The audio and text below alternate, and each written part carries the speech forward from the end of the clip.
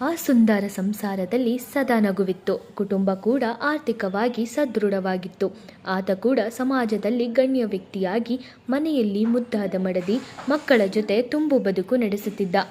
ಆದರೆ ಇದ್ದಕ್ಕಿದ್ದಂತೆ ರಾತ್ರಿ ಕಳೆದು ಬೆಳಗಾಗುವುದರೊಳಗೆ ಪತ್ನಿಯ ಜೊತೆಗೆ ಮಕ್ಕಳನ್ನು ಕೊಂದು ತಾನು ನೇಣಿಗೆ ಕೊರಳೊಡ್ಡಿದ್ದಾನೆ.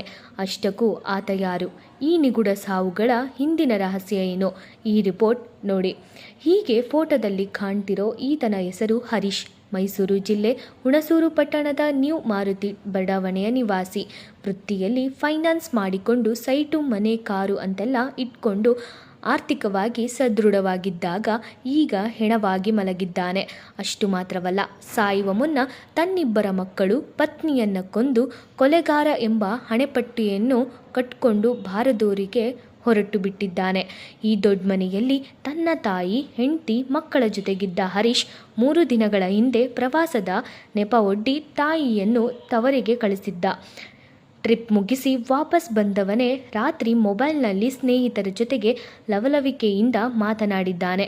ಆದರೆ ರಾತ್ರಿ ಅದೇನಾಯಿತೋ ಏನೋ ತನ್ನ ಪತ್ನಿ ಹಾಗೂ ಮಕ್ಕಳ ಬಾಯಿ ಮೂಗಿಗೆ ಪ್ಲಾಸ್ಟರ್ ಸುತ್ತಿ ಉಸಿರುಗಟ್ಟಿಸಿ ಕೊಂದಿದ್ದಾನೆ.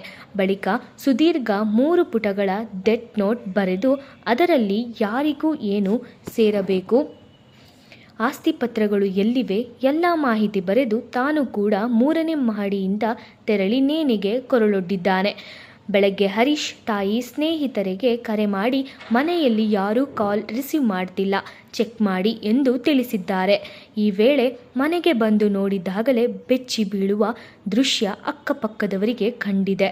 ಹರೀಶ್ ಫೈನಾನ್ಸ್ ವ್ಯವಹಾರ ನಡೆಸುತ್ತಿದ್ದ ಕಾರಣಕ್ಕೆ ಹಣಕಾಸಿನ ಕಿರುಕುಳ ಆಗಿರಬಹುದು, ಹಣದ ಸಮಸ್ಯೆ ಎದುರಾಗಿರಬಹುದು ಅಂತ ಸ್ನೇಹಿತರು, ಬಂಧುಗಳು ಅನುಮಾನ ವ್ಯಕ್ತಪಡಿಸಿದ್ದಾರೆ.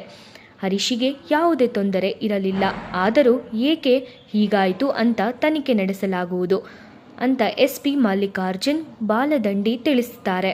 ಒಟ್ಟಾರೆ ತುಂಬು ಸಂಸಾರದ ಮಾಲೀಕನ ಆತ್ಮಹತ್ಯೆ ಎಂಬ ದುಡುಕಿನ ತೀರ್ಮಾನಕ್ಕೆ ಇಡೀ ಕುಟುಂಬವೇ ಇಲ್ಲದಂತಾಗಿದೆ. ಈ ನಡುವೆ ಈ ಸಾವುಗಳಿಗೆ ಅಸಲಿ ಕಾರಣ ಎಂಬುದು ನಿಗೂಢವಾಗಿಯೇ ಉಳಿದಿದೆ. ಪೊಲೀಸರ ತನಿಖೆಯಿಂದಷ್ಟೇ ಸತ್ಯ ಅಸತ್ಯತೆ ಹೊರಬೀಳಬೇಕಿದೆ.